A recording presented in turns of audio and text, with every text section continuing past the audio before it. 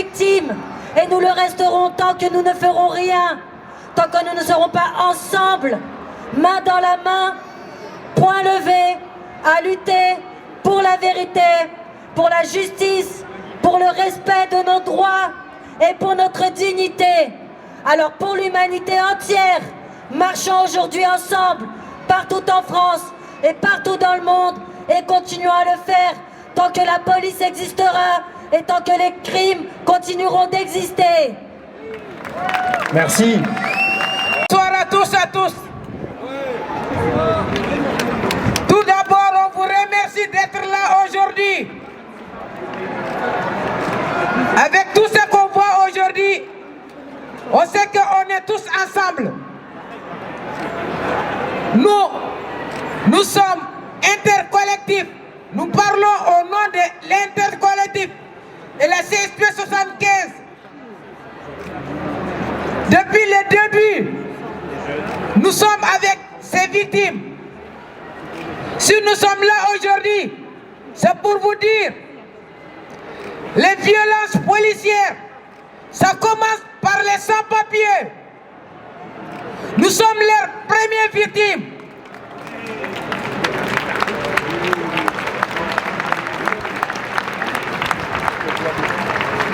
Que ce soit dans le métro, que ce soit dans la rue, que ce soit dans le quartier, nous disons stop à les fascistes, nous disons stop à la discrimination. Nous sommes fatigués, nous sommes des travailleurs et travailleuses. Si nous sortons aujourd'hui, nous savons bien que tôt ou tard, ça sera un jour notre tour. Avant qu'on attend, c'est pour cela qu'on est là aujourd'hui, pour soutenir la famille de toutes les victimes. Et pour quand? Maintenant. La liberté. Pour tous. L'égalité. Pour tous. La liberté. Pour tous. Installation. Pour tous. La liberté. Pour tous. Les rendez-vous. Pour tous. Exploitation. Pour tous. Exploitation. Travail légal. On en a marre. Patron vaillou. On en a marre. Le vol désert. On en a marre. Patron vaillou. Il y en a marre. Le travail Il y légal. en a marre. Patron vaillou. Il y en a marre. Exploitation. Il y en a marre. La préfecture. Il y en a marre. Vient demain. Il y en a marre. La préfecture. Il y en a marre. Après-demain. Il y en a marre. La préfecture. Il y en a marre. Après, il n'y a rien. Le ZOKITEF. Le IRTEF. La loi raciste. La loi fasciste. François Bayrou. Marine Le Pen. Rizemmour. La loi raciste. François Bayrou. Marine Le Pen. Rizemmour. Merci les camarades. La lutte continue ensemble. On ne lâchera rien. Si c'est vérité pour nos victimes. Mon papa Claude Jean-Pierre a été tué en Guadeloupe en 2020. Nous sommes en 2026 et ma famille et moi-même continuons à nous battre pour obtenir justice. On se bat contre un système qui est prêt à nous broyer, mais la chose importante à faire, c'est instaurer un rapport de force. C'est ce qu'on a décidé de faire avec notre famille et c'est ce qu'on a décidé de faire également pour la Guadeloupe. Parce que la Guadeloupe est aussi victime de violences policières, de violences d'État. On n'a pas d'eau dans nos robinets, on n'a pas d'hôpital. On a un taux de mortalité et de violence qui est énorme. Et on a, de l'autre côté de l'océan, un gouvernement français qui ferme les yeux sur toutes ces violences. Donc aujourd'hui, on crie stop. On a besoin que nos pays évoluent. On a besoin d'une vie digne pour les Guadeloupéens, pour les Martiniquais, pour les Réunionnais, pour les Kanaks.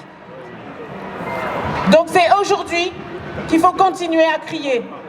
Policière, on doit lutter contre les violences coloniales également.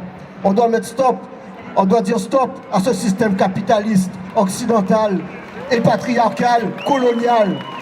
Encore aujourd'hui, ils nous font la guerre. Encore aujourd'hui, ils continuent à nous tuer. Nous, les familles de victimes, on dit stop. Et on ne continuera plus à être leurs victimes. On n'a jamais été leurs victimes et on ne sera jamais leurs victimes. Force à toutes les familles, force à toutes les associations, force à la société civile. C'est nous qui ferons bouger les choses et c'est nous qui changerons les choses. C'est pour ça que je vous demande, s'il vous plaît, de venir le 21 mars à Nanterre pour pouvoir faire une marche, entendre nos voix, entendre que cette décision n'est pas valable pour nous. Ils ont tué une deuxième fois mon fils, ils me tuent une deuxième fois. Je ne sais pas quoi faire, mais je vous demande s'il vous plaît d'être présents parce que je veux que la justice comprenne que la décision de la justice, le juge et le procureur ont décidé que c'était un meurtre. Il a exécuté mon fils. On reste sur cette opinion-là. On veut se battre pour que la justice rechange et qu'elle mette meurtrier. Il a exécuté mon fils et je n'accepterai jamais. Je me battrai jusqu'à ma mort pour mon fils et pour ces jeunes-là. Pour tous ces jeunes. Ça veut dire que mon fils... Ça veut dire que nos enfants, avec une caméra, filmée, il a tué à bout portant, à quelques centimètres, mon fils Naël Merzouk. Pour eux, merci. Pour eux, c'est une violence sans vouloir donner la mort. Je ne peux pas accepter ça. Pour nous tous, on voit que c'est une exécution. Ils tuent nos jeunes, ils tuent nos enfants, ils tuent nos parents, ils tuent nos familles. Nous ne pouvons plus accepter ça. Nous devons nous battre contre tout ça. S'il vous plaît, soyez présents. Je vous remercie beaucoup. Violence, justice pour Naël, justice pour tous ces jeunes. Merci beaucoup. Justice pour Naël. Justice pour tout le monde. Justice pour Naël. Merci pour tout le soutien que vous me donnez. Au parc de Nanterre, et ça sera là le point de rendez-vous. Nous marcherons là jusqu'au le point où ils ont tué Naël. Toutes ces informations seront sur la page. Merci pour tous. Merci à tout le monde et merci du soutien. Cette date pour dénoncer les violences policières qu'il y a en France, les violences policières qui gangrènent notre pays, le racisme qui gangrène notre pays.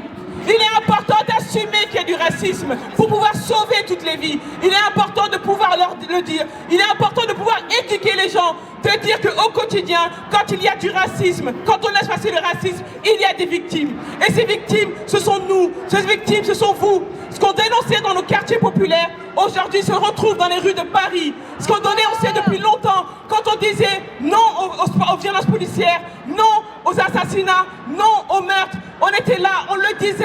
Et aujourd'hui, ça se retrouve dans les centres-villes de Paris, dans les villes de toute la France. Et c'est ça qu'on doit dénoncer. Et il est important, chaque année, ils veulent nous déstabiliser. Ils veulent que nous arrêtions. La mère de Naël vient de prendre la parole. Ils ont requalifié la mort de son fils. Ils ont dit que ce n'était pas un meurtre.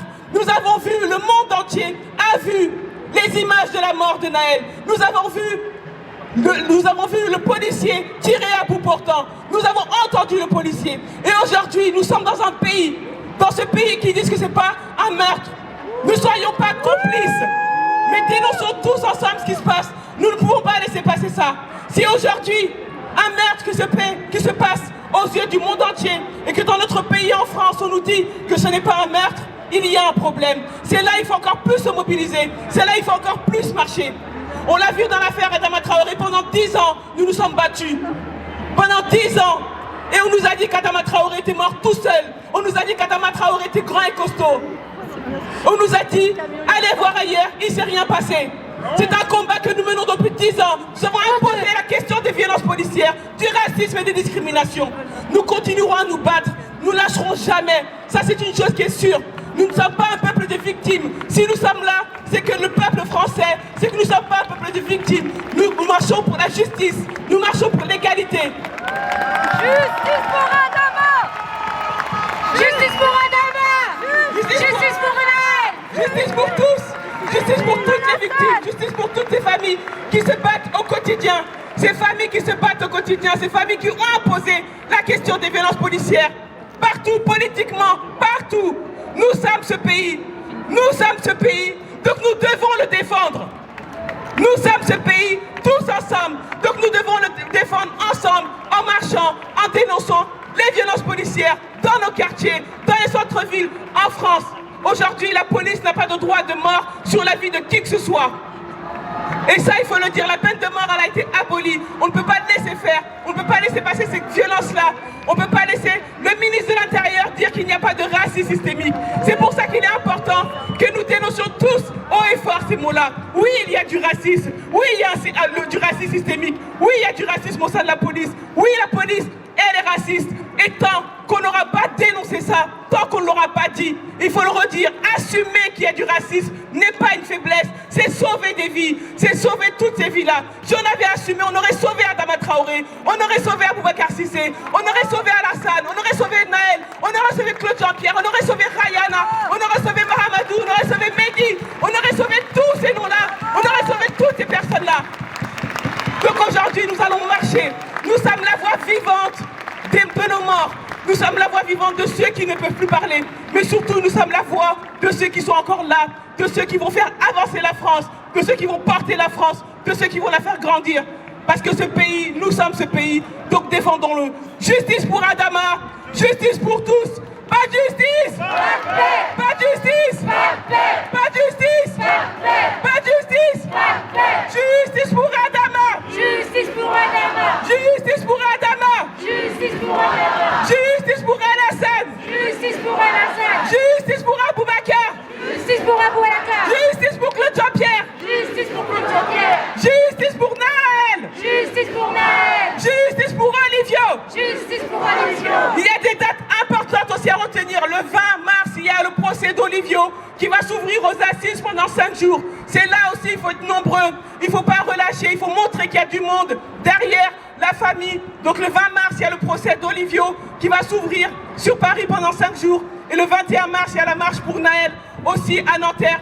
Donc soyons nombreux. Aujourd'hui, nous sommes ce pays, défendons-le et continuons à défendre les violences policières. Pas de justice! Pas de justice!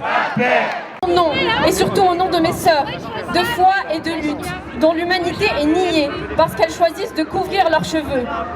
Je prends la parole dans une France qui ne cesse de la retirer aux plus de 4 millions de personnes qui, jour après jour, sont criminalisées pour avoir pratiqué leur foi. En France, l'islamophobie n'est plus qu'une simple discrimination, c'est un système de ségrégation, c'est un appareil législatif, des discours politiques et des pratiques quotidiennes qui visent à surveiller, exclure et humilier quotidiennement et systématiquement les musulmans. Et dans ce système, les femmes musulmanes sont en ligne de front.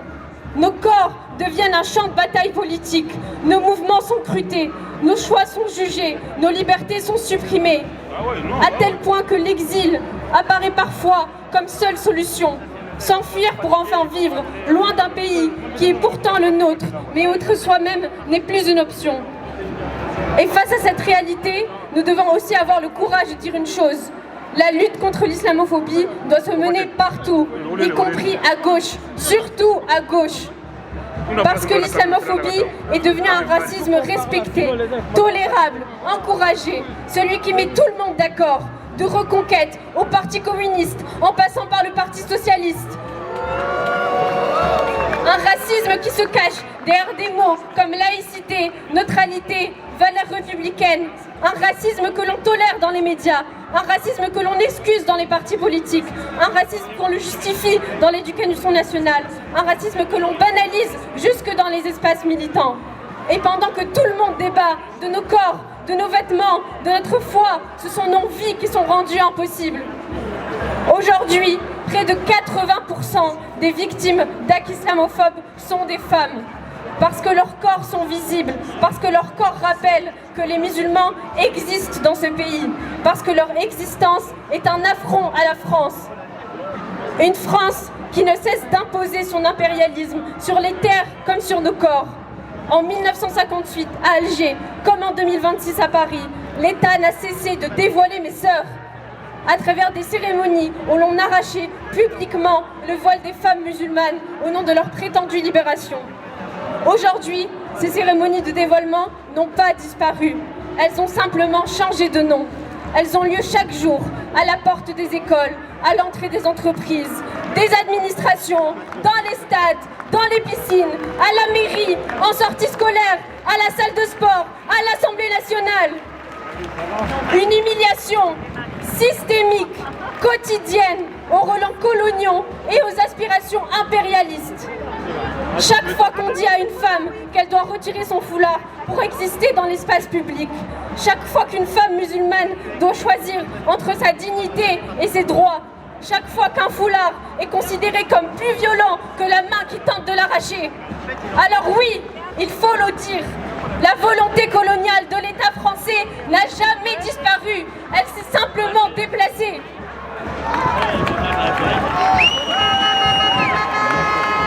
Et pendant ce temps-là, certains continuent de prétendre nous sauver en instrumentalisant la lutte de nos sœurs iraniennes qui le payent au prix des bombes. L'islamophobie dépasse toutes les frontières et aujourd'hui, la pierre angulaire d'un racisme qui gangrène l'Occident, qui déshumanise les musulmans, qu'ils soient palestiniens, soudanais ou afghans. La France a propagé l'idée que les peuples musulmans seraient des peuples à civiliser, à contrôler, à discipliner. Ce sont des mensonges qui ont poussé nos parents à nous apprendre à être discrets, à ne pas déranger, à nous faire petits pour être tolérés. Mais nous n'avons pas à disparaître pour exister. Nos histoires, nos familles, nos luttes sont tissées à celles de la France. Nos mains ont contribué à bâtir ce pays pendant que d'autres déchiraient les terres de nos ancêtres. Alors non, non, nous nous effacerons pas. Non, nous ne nous corborons pas. Non, car nous appartenons à ces pays autant qu'il nous appartient. Et c'est pour cela que nous sommes légitimes à prendre toute la place. Nous sommes légitimes à parler, nous sommes légitimes à nous organiser, nous sommes légitimes à nous défendre et à lutter.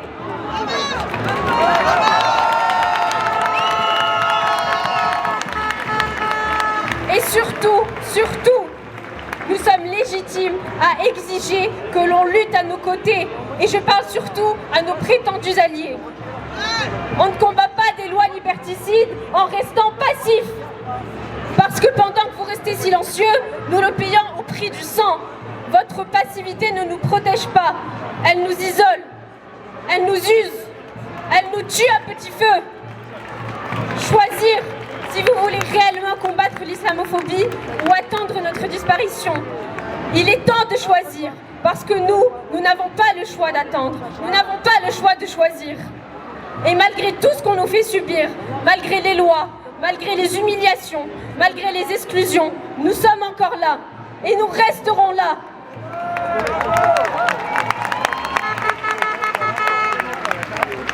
Parce que notre existence n'est pas négociable, notre lutte est inébranlable et tant que nous aurons une voix, nous continuerons de crier en hommage à ceux et celles qui ont été tués simplement parce qu'ils avaient le malheur d'exister dans un pays où être musulman est devenu une fatalité. Il est temps de se réveiller, de se tenir informé, de rejeter l'accoutumance faite à nos souffrances. Alors renseignez-vous, militez, exprimez-vous et rejoignez-nous dans une lutte contre l'islamophobie qui ne peut être que révolutionnaire pour faire plier ce fascisme autoritaire. Merci.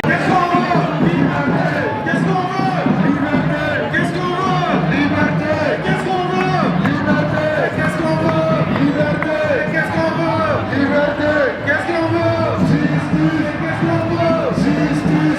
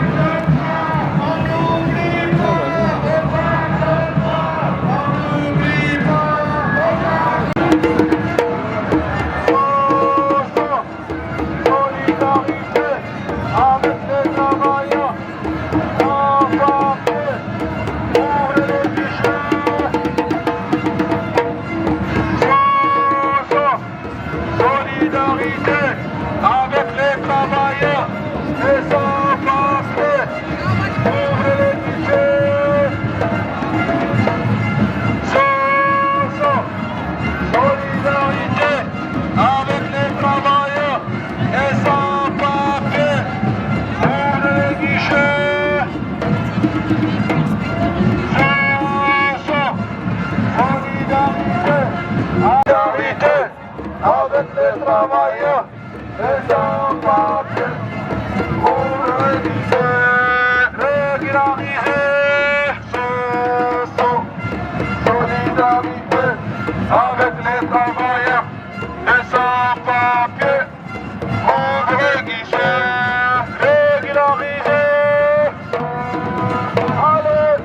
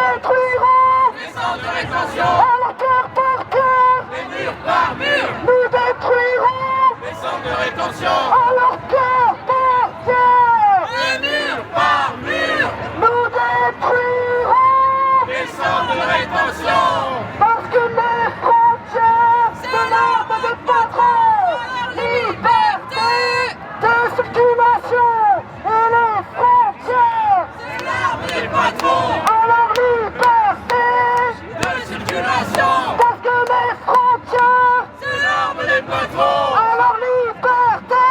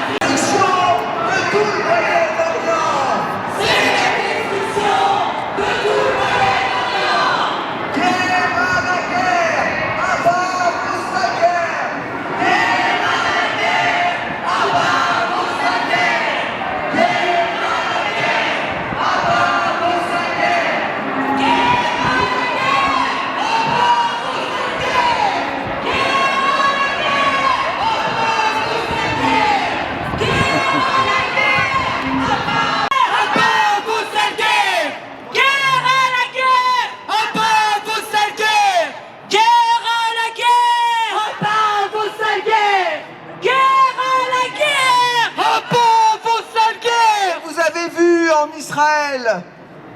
Ils rigolent moins en ce moment, même si les chiffres sont tabous, même si on n'a pas le droit de savoir combien il y a de morts, combien il y a de blessés. Mais il y a des missiles qui tombent, il y a des missiles qui tombent aussi bien sur Tel Aviv que sur le nord du pays. Il y a des blessés, il y a des morts, on ne sait pas combien. Ils n'ont pas le droit de le dire. Mais ce qu'on sait par exemple, c'est que les non-juifs n'ont pas le droit d'aller dans les abris souterrains. Dans les tribunaux, eh bien eux, étant palestiniens, n'avaient pas le droit d'aller dans les abris pour se protéger. De l'Iran. Nous sommes tous les élèves de l'Iran. Nous sommes tous les élèves de l'Iran. Nous sommes tous les enfants de l'Iran. Nous sommes tous les enfants de l'Iran. Nous sommes tous les enfants de l'Iran. C'est vous les terroristes. Sionistes, fascistes. C'est vous les terroristes. Sionistes, fascistes. C'est vous les terroristes. Sionistes, fascistes. C'est vous les terroristes. Sionistes, fascistes. C'est vous les terroristes. Sionistes. Israël a demandé une école. Nous devons tous lever les mains. Tous lever les mains pour toutes ces écoles. Les enfants de l'Iran. Nous sommes tous les enfants de l'Iran. Nous sommes tous les enfants de l'Iran. Nous sommes tous les enfants de l'Iran. Nous sommes tous les enfants de l'Iran. Nous sommes tous les enfants de l'Iran.